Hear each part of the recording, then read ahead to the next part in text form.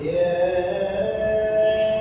أيها الذين آمنوا ادخلوا في السلم كافة ولا تتبعوا خطوات الشيطان إنه لكم عدو مبين فإن زللتم من بعد ما جاءتكم البينات فاعلموا أن الله عزيز حكيم هل ينظرون إلا أن يأتيهم الله في ظلل من الغمام والملائكة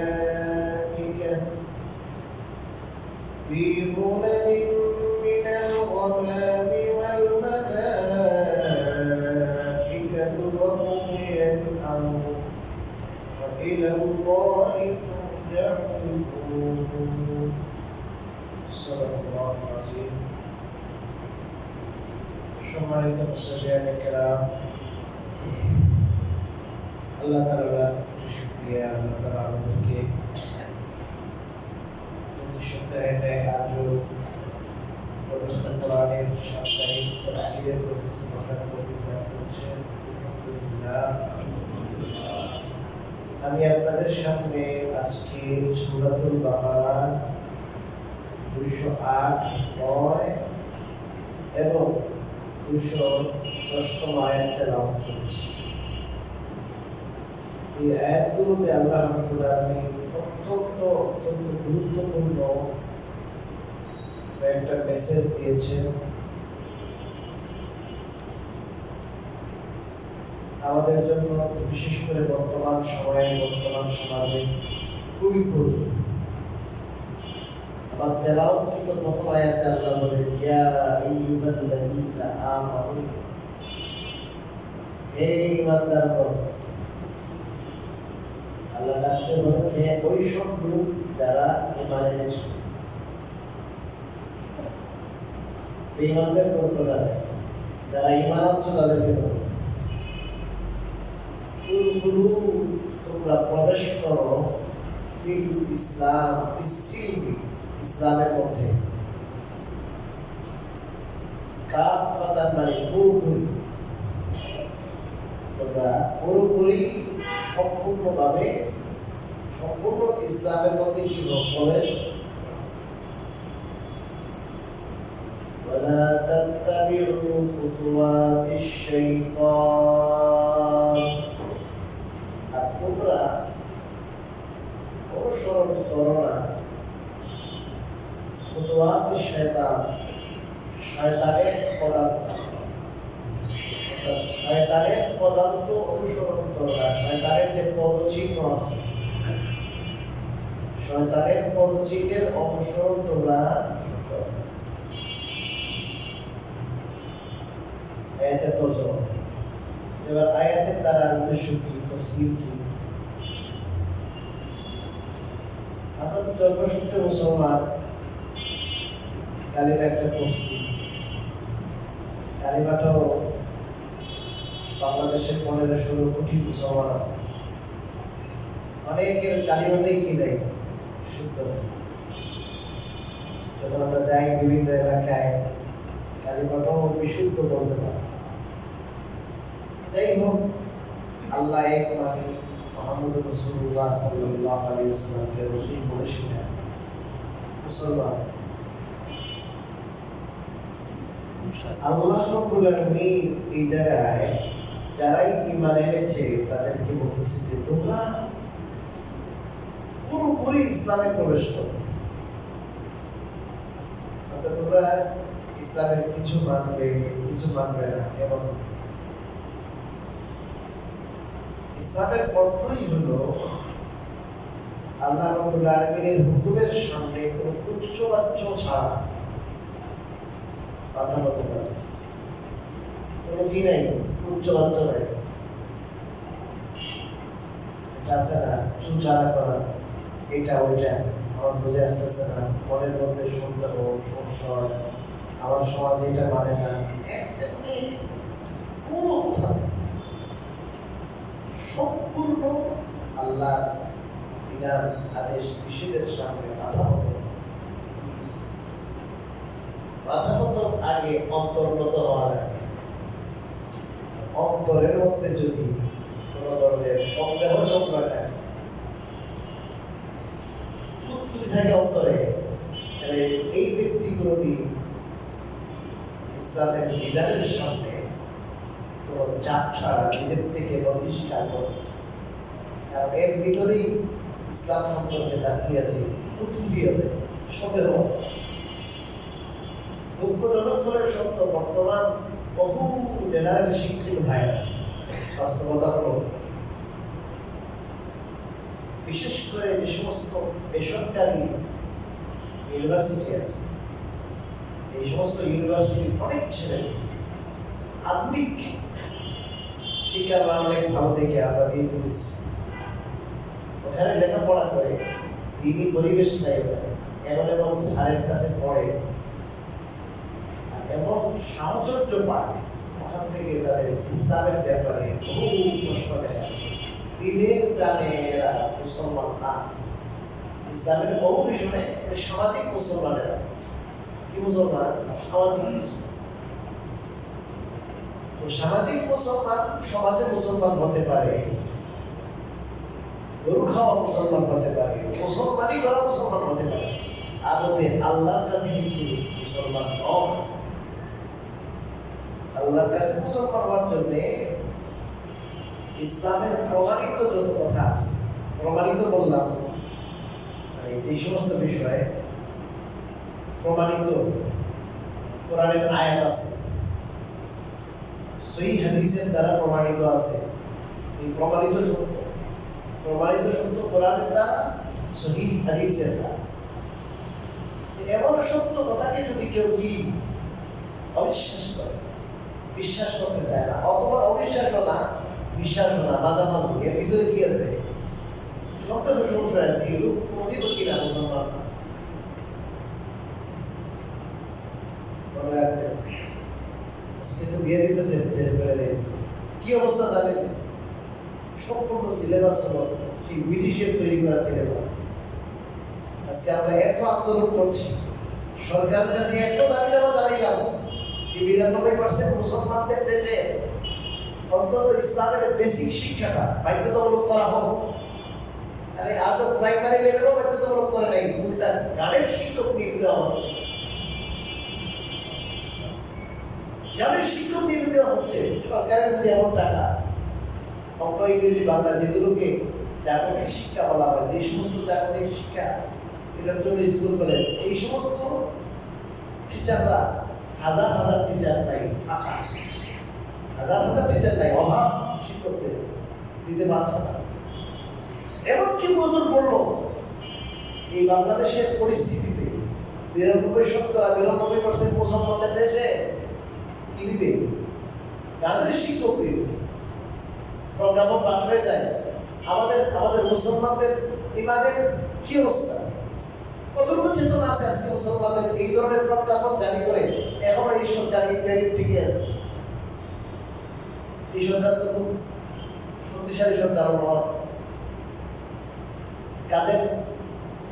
কাদের দিয়ে বাস্তবায়ন করতেছে? আগের সরকার এগুলো করে গেছে, কিন্তু পারে নাই, বাস্তবায়ন করতে পারে নাই। এখন সে বাস্তবায়ন করার পায়তারা প্রজ্ঞাপন জারি হয়েছে। ধর্মীয় শিক্ষক কোথায়?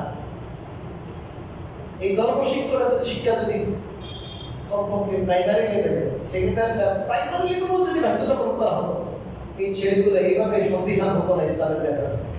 কারণ ছোটবেলা যেটা তাদের অন্তরে অঙ্কিত হওয়া, এটা বড় হইলেও থাকে। এটা আপনার পাথরের খোদাই মতো, এটা যদি সাগরও ছেড়ে দেন এটা থাকবে। পাথরের খোদাই করে লেখা, সাগরের ঢেউ যদি থাকে, ওটা হাজার হাজার বছর সাগরের নিচে থাকবে, ঢেউ তার উপরে যাবে, কিন্তু সেই লেখা বুঝবে। তো ছোটবেলা মাসুম শিশুদের অন্তরে যে আকীদা, যে বিশ্বাস থাকে, যেটা তার হৃদয়ে অঙ্কিত হবে, এটা কোনদিন দূর হবে না। এমন ছিল মক্তব, মসজিদের সুবাহি সকালে মক্তব ছিল, এটা কেজি বেজি দিয়ে এটা দিয়ে এদেরই আপনার সিস্টেম চেঞ্জ করে। আগে ঘুমাইতো সদরির মধ্যে আপনার 9টা-10টা ক্লাস, এখন না, এখন মসজিদে শুরু হয়েছে, আমার তো ফায়দা এখন সুপরিকল্পিতভাবে এগুলোকে করার শিক্ষা থেকে, দিনের বেসিক শিক্ষা থেকে বঞ্চিত করা তো এটা হচ্ছে না। কেমনে আপনি ইসলামে পরিপূর্ণ প্রবেশ করবেন? ইসলাম জানেন না, কোনটা ইসলাম আসে আর কোনটা ইসলাম যায় জানেই না তো। পূজাতে যাইতেছে, পূজার রোজায় সমান করে যাইতেছে।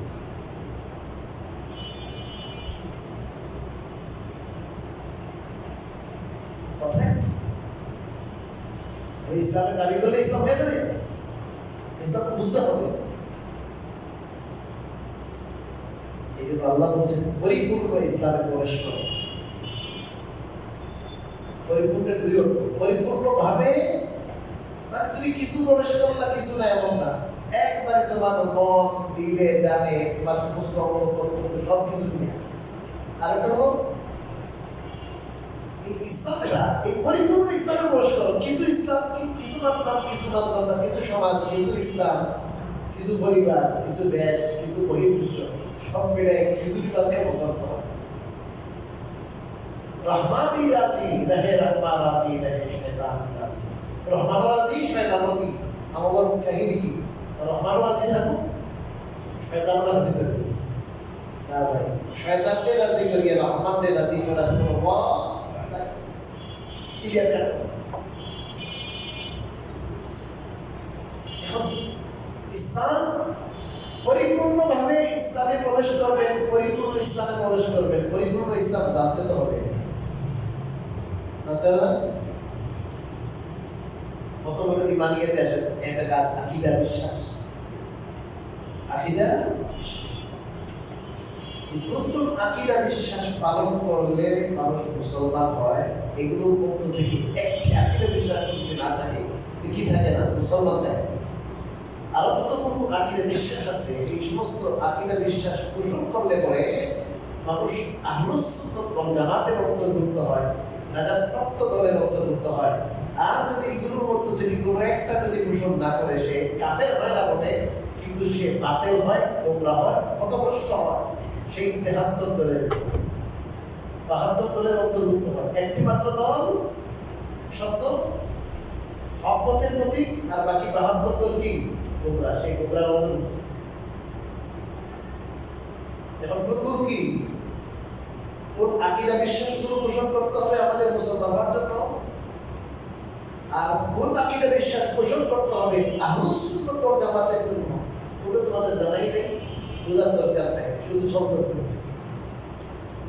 এরপরে আসে আমলের ক্ষেত্রে, নামাজ, রোজা, হজ, যাকাত।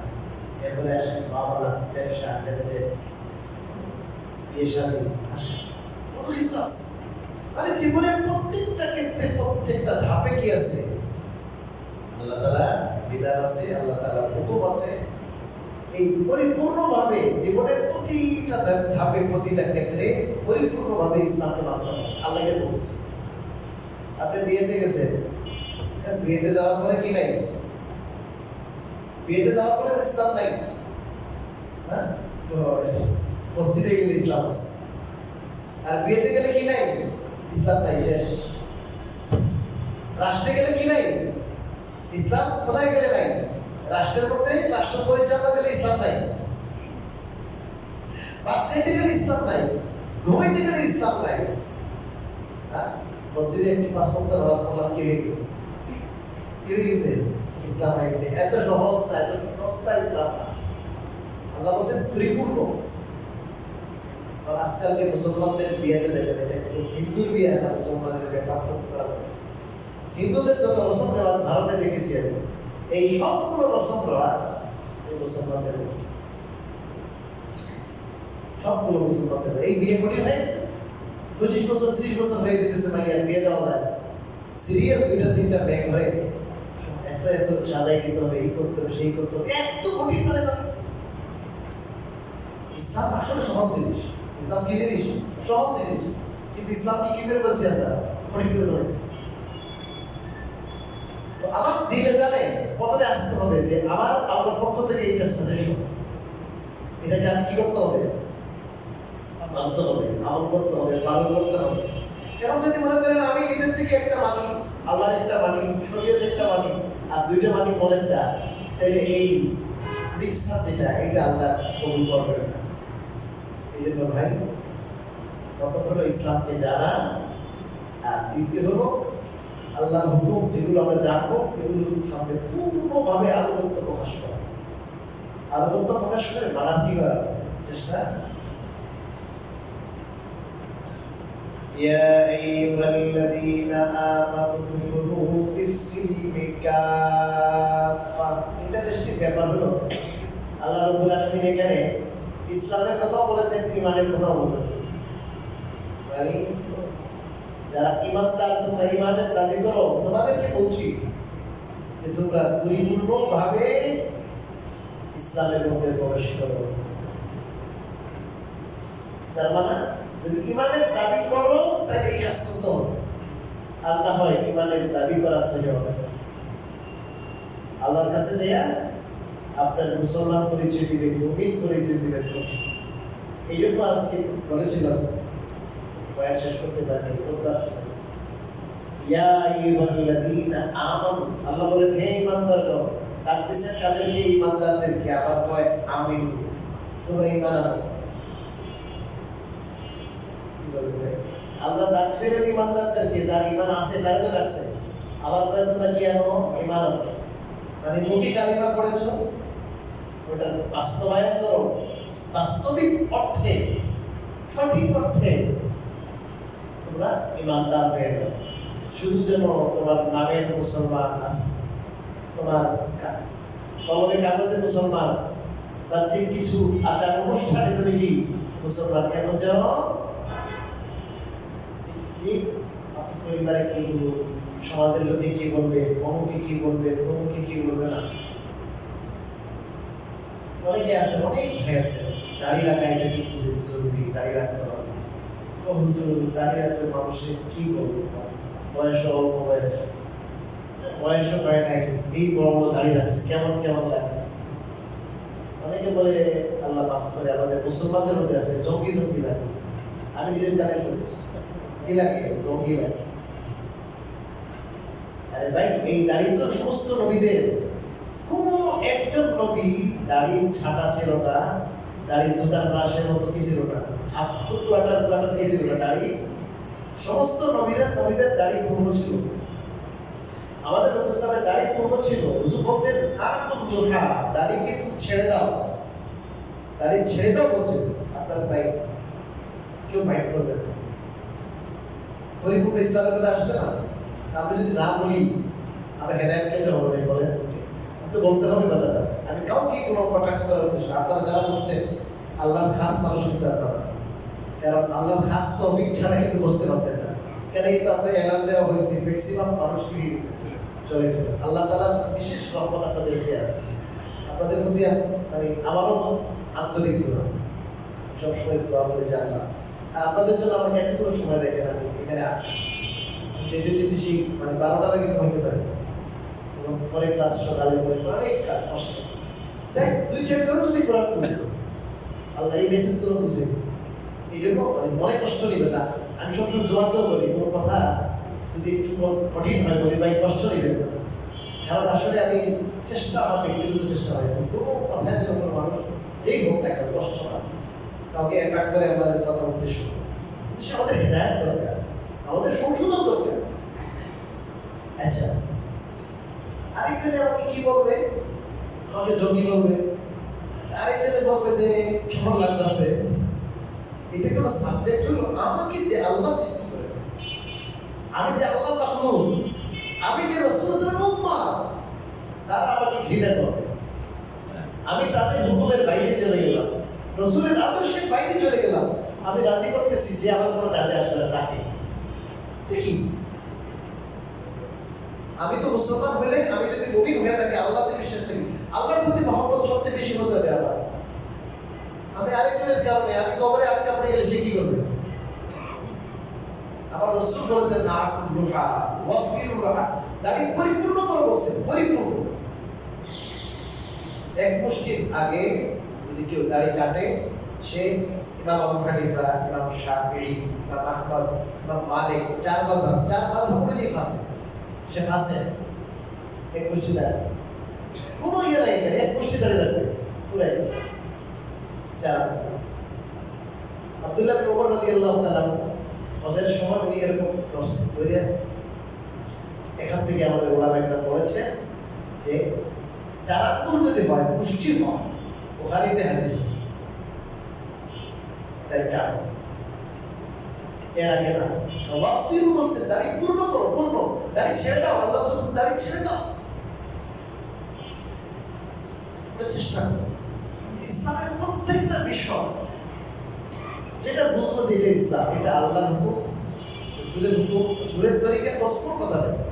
এটাই আমার মনের চাওয়া হতো। যদি আমার মনের চাওয়া আরেকটা, ইসলামের কথা আরেকটাতে বোঝা গেল আমি এখনো দিল থেকে কি হতে পারিনি মুসলমান, কারণ আমার দিলেটা এলাও করতেছে না, আমার দিলে এলাও করতেছে না। আর এবার সমাজে কি করবে আমার? আমি যদি কালকে আল্লাহর কাছে আমি ধরা পড়ে যাই, আমার সমাজে আবার কি করবে? কিছু করবো না। আমি আল্লাহর বান্দা, আল্লাহর গোলাম হয়েই থাকি। একটা সাপোজ উদাহরণ দিলাম, একটু আমি বিয়ের উদাহরণ দিলাম। আমি যদি বিয়ে নিয়ে ইয়াদ করেছি, বিয়ে নিয়ে ওয়াজ করবো একটা সময়, বিয়ে এবং তালাক, এখানে অনেকে হয়তো অসন্তুষ্ট হবে, করার কিছু নেই। আমার উদ্দেশ্য হলো সংশোধন হতে হবে, ইসলাম হতে হবে। শুধু কিছু আওয়াজ হলো আর সবাই আসলে আর চলে গেল, এরকম হবে না। এই 2-4-5 বছরের মধ্যে এই কাজটা চেঞ্জ হতে হবে। এটা আমি দোয়া করি এবং আমার ইচ্ছে এটাই। এইভাবে আমি বয়ান করতেছি যে সব বিষয় যেন আসে বিস্তারিতভাবে, দলিল ভিত্তিক। কোরআন হাদিসের কি দলিল ভিত্তিক। এই জন্য আল্লাহ বলেছেন ওয়ালা তাত্তাবিউ খুতুওয়াতিশ শাইতান, তোমরা শয়তানের পদচিহ্ন পদার্থ অনুসরণ করো না। কেন বলেছে? মানুষ যে দিন থেকে সরে যায়, শয়তানের ফন্দি, শয়তানের কাপড়া। কোন তাফসীরের কিতাবে ইমাম কুরতুবী লিখেছেন, ইমাম কুরতুবীর অন্তরে লিখেছেন, কেউ কেউ ইহুদি ধর্ম থেকে মুসলমান হয়েছে এবং ইহুদি ধর্মে উটের গোশত খাওয়া হারাম, এরা নিজেরাই হারাম করছে। দুধ হারাম, দুধ খাবে না, উটের দুধ খাবে না। শনিবার সম্মানিত, শনিবার মাছ ধরবে। এখন এরা মুসলমান হওয়ার পরও দেখি ওইটার প্রতি কি রয়ে গেছে, আকর্ষণ হয়ে গেছে। অসুবিধা কি? তাওরা তো মানতে অসুবিধা নেই, তাওরা তো পড়তেও চায়, তারা তেলাওয়াত করতে চায়। আল্লাহ রাসূল সাল্লাল্লাহু আলাইহি ওয়াসাল্লামের কানে আসছে কথা, আল্লাহ তাআলা আয়াত নাযিল করলেন, মিয়া তুমি তো এখন কি হইছো? মুসলমান হইছো, মুসলমান পরিপূর্ণ একটু জেটকে হও, মুসলমান হও। মুসলমান হওয়ার পরও যদি তোমার যদি ইহুদি ধর্মের প্রতি কি থাকে, টান থাকে, কিছু কিছু ওইটাও মানবা, এটা ইসলাম হয় নাই, পরিপূর্ণ মুসলমান হও। আমি চিন্তা করার বিষয় যেটা ও মানতেছে, এটা কি? এটা আসমানি কি? আসমানি কিতাব, এক্সপায়ার হলে কি হবে? এটা কি আসমানি কি? বলেন আসমানি কিতাব, আসমানি বিধান, ওটা মেনে আসছে এতদিন। আসমানি বিধান হওয়ার পরও যেটা এক্সপায়ার, এই জন্য বলছে এটা মানা যাবে। দিনের পদ্ধতি তো এটা, এখানে যুগ করা যাবে না, বিয়োগ করা যাবে না। মত যদি একটা মানে এটাকে দিন মনে করেন, এটার নাম হইবে বেদাত।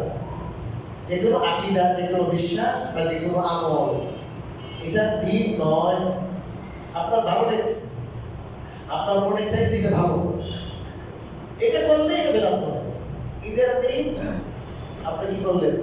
ইশরাকের নামাজ পড়লেন, বাকি সব দিন ইশরাকের নামাজ পড়লে, 2 রাকাত নামাজ পড়লে 1001 উমরার কি পাওয়া যায়, খেয়াল করেন। আর ঈদের দিন ইশরাকের নামাজ পড়লে গুনাহ হবে, গুনাহ সওয়াব হবে না, কারণ এটা কি না দিনের মধ্যে নাই। আর আপনি যদি বলতে ভাই আজকে পড়ি, প্রতিদিন পড়ি, আজকে একদিন না পড়লে কেমন কেমন লাগে, ভাই না, এটা ইসলাম না, এটা দিন না, আল্লাহর হুকুম না, রাসূলের তরিকা না, এটা বেদাত। আবেগের নাম দিন না, মনে যেটা চায় ওটার নাম দিন না। দিন হইতে হলে আল্লাহ রাব্বুল আলামিনের হুকুম লাগবে, রাসূলের তরিকা লাগবে, এটা দিন, এটা দিন। এই জন্য যে কোনো আকীদা, যে কোনো বিশ্বাস, যে কোনো আমল, এটা সার্টিফাইড হইতে হবে।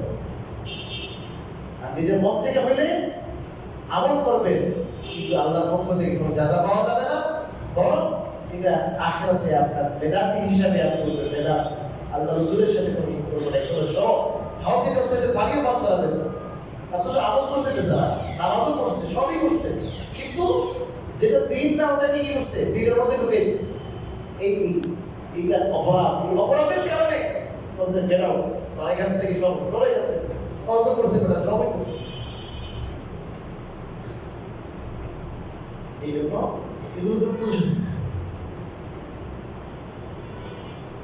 মুহাদ্দিসিনে কেরাম, উলামায়ে কেরাম লিখেছেন, শয়তানে যখন দেখে কোনো মানুষকে তার গুনার কাজে লাগাইতে পারে না, জেনাবে বিচার করাইতে পারে না, চুরি ডাকাতি করাইতে পারে না, দুর্নীতি করাইতে পারে না, বড় বড় গুনাহ আছে না, মনের রিপু খায়সা, এগুলোতে যখন পারে না, এমন আমল করে বেটা করে এটাকে তো পারা যাইতেছে না, আমলের পাওয়ার বেশি, জিকির করে, সবই করে, হ্যাঁ কেমনে ধ্বংস করতাম, ধ্বংস করতাম, অনেক চিন্তা করে বাইক করে কি জানেন এর বেদাতে লাগাই যাবে। যেটা দিন না ওটাকে দিন মনে করাই দাও তারে। এখন সে তো কি মনে করতেছে বলেন না, দিন মনে করতেছে না, এত অনেক ভালো দিন, অথচ এটা কি না, ইসলাম না, এটা দিন না। এখন সে দিন মনে করে যখন করছে, যেহেতু তোবা করার কোনো কি নাই, প্রশ্ন আছে ভাই, তোবা করবে যখন কি মনে করবে, ভুল মনে করবে, অপরাধ মনে করবে, এত অপরাধ মনে করে কি মনে করছে সওয়াব, আর সেখানে মুস্তাফা সাল্লাল্লাহু আলাইহি আবে এটার জন্য ভাই এলেম না, আপনার এলেম নাই, সঠিক ওলামায়ে কেরাম যারা হক্কানি ওলামায়ে কেরামের সোহবত লাগবে, এদের পরামর্শে বাইরে চলবেন না। একটা বই টই দেখে পণ্ডিত মনে করে বসে যাবেন না, হয়তো আপনি বড় আলেম হবেন, আর আলেম যদি হইতে না পারে হক্কানি ওলামায়ে কেরামকে জিজ্ঞাসা করে করে কি করবে, ওই 27 রোজা হুজুর একটা রোজা আছে, মকসুদুল মুমিনিনে পাইছি, আসে জিজ্ঞাসা করবে যে হুজুর 27 রোজা রোজা একটা পাইছি, 12 ছাত্রের ফজিলত আছে না নাই, এখন যদি না থাকে বেদাত হবে, নাই কি নেই, সবে বরাদের কোনো কি নেই বলেন, রোজা তো রোজা রাখে বলা হবে, রোজা রাখে সওয়াব হবে না, এটাই বলছেন শয়তানের পদার্থ অনুসরণ, শয়তান তোমাদের কি স্পষ্ট শত্রু। আল্লাহ রাব্বুল আলামিন আমাদেরকে রোজার আমল করার তৌফিক